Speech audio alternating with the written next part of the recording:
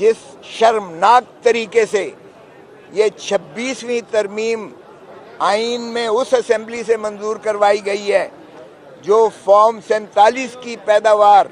और एक फ्रॉड के नतीजे में उसे इंस्टॉल किया गया, जिसको हक ही नहीं था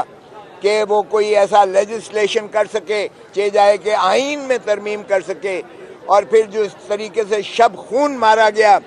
एक ऑर्गन ऑफ स्टेट को, एक पिलर ऑफ स्टेट को, क्योंकि 3 सतून है, एक सतून को गिरा दिया गया, अदलिया के सतून को गिराकर एग्जीक्यूटिव उसके ऊपर सवार हो गई है 26वीं तरमीम के ज़रिए। और इसका आप रिफ्लेक्शन आज देखेंगे इंशाअल्लाह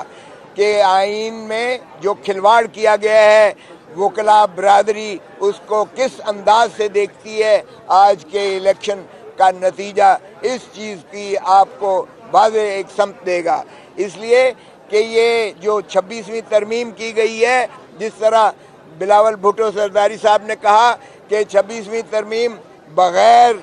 जो है काजी फाइज ईसा की मुआवनत के ये मुमकिन ना था, तो काजी फाइज ईसा फॉर्म को और इस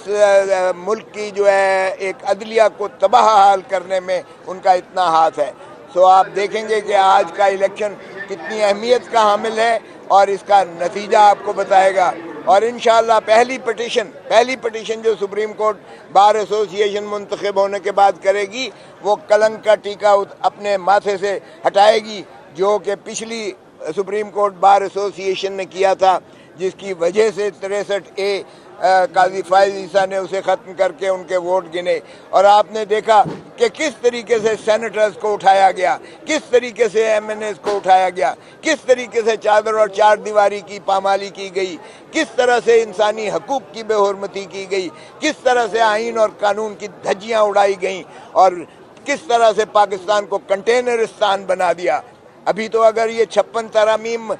अब ये 27वीं तरमीम का कर रहे हैं और 27वीं तरमीम का मकसद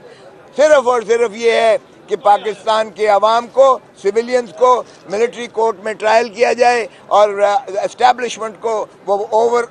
पावर करके एस्टैब्लिशमेंट के ताबे सारा निज़ाम कर दिया जाए। तो ये